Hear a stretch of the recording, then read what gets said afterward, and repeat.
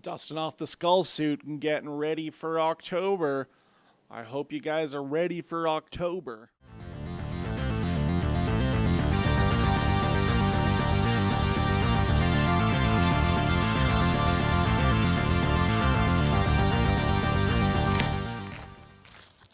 What's up, everybody? It's the Movie Epidemic Show. It's Wednesday, so we're back to reviewing horror movies. That's right, every Wednesday on the show, we review a horror movie, and this is one I've been waiting for, everybody. The Train to Busan kind of sequel called Peninsula. Now, on the show a few years ago, when we reviewed Train to Busan, Train to Busan,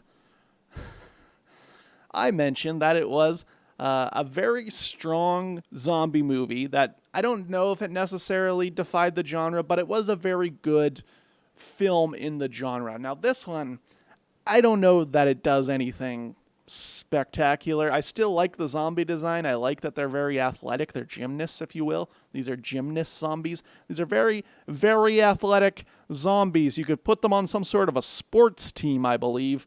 But other than that, it is kind of a standard action movie, which I guess is fine, but I'm kind of growing tired of the zombie film anyway. So this movie starts off with our character June, who is some sort of army, some sort of soldier, some sort of higher up guy in the army, Korean army. He's taking his sister and his nephew and his brother-in-law to the boat so they can get out of Korea and over to Hong Kong. Along the way, they see some people that are clearly not bitten, but he doesn't want to take the chance and does not bring them with him. Once they get on the boat, they are all attacked essentially, and he's only able to save his brother-in-law. Skip to 4 years ahead of time. They're no longer in the army. You've got June and his brother-in-law, and they meet up with a gangster in Hong Kong, and he says, "There's $20 million in Korea on the peninsula. Go get it, and I'll give you $1 million or whatever." So that's essentially the plotting of this one. Is they go back to Korea to get the money, and from there, shit breaks loose. Right off the bat, you'll notice that this movie has like very suspicious CGI. Like anytime they're shooting a gun or driving a car, or if there's any sort of explosion. If there's any sort of explosion, it looks suspicious. It feels a little weird, but honestly, they do make the world look pretty cool, especially when they first get there and they're paddling through this harbor where the bridges are destroyed and there's boats sunk everywhere. Then they get into the city and everything is really, truly wrecked. That is cool. That is like some good world building. And especially in this series that they've built kind of this world up where this isn't a sequel to Train to Busan, but it is in the same universe. They also did that Seoul Station, which is the animated sequel, or prequel, I think it was. I didn't see that, actually, but it is on Shudder if you want to check that out. So this is technically the third Train to Busan movie. But again, it doesn't have much to do with it. Honestly, because of the way it goes, it does kind of feel like Thunderdome. Like, it has a goofy kind of undertone to the entire thing. So eventually they get to the truck filled with money and immediately are captured. Two of the people die. June gets captured by these little kids, which right there I'm like, oh shit, is this Thunderdome? And then the brother-in-law gets captured by by this militia, and they put him in like a Thunderdome where he has to fight zombies. I'm like, oh god damn it, this is Thunderdome. How did they just make Thunderdome? how'd they just make Thunderdome, everybody? So this kind of introduces like a new cast of characters. You've got the little kids and their mom and I don't know if he's their grandpa or he's just like a older gentleman that's been watching out for them. Then you've got the militia, which none of those characters matter that much, which is unfortunate that it takes up so much of the film. None of those characters even like do anything really, except for the leader at the very end a little bit.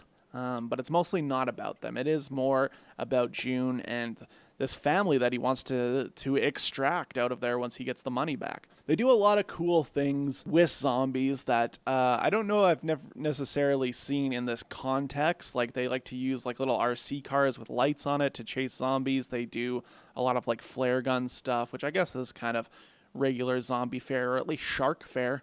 This is kind of like a shark movie.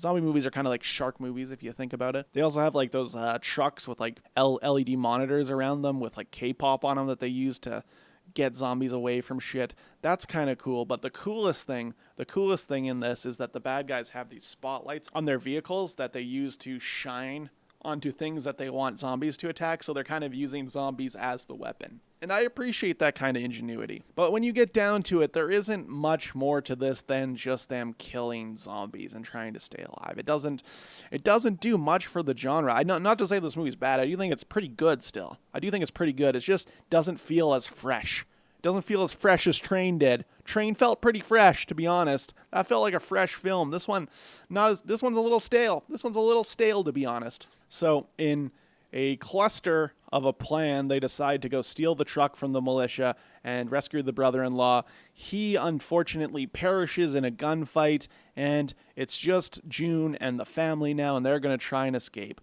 Once they get through an intense car chase with zombies all around, they get to the pier.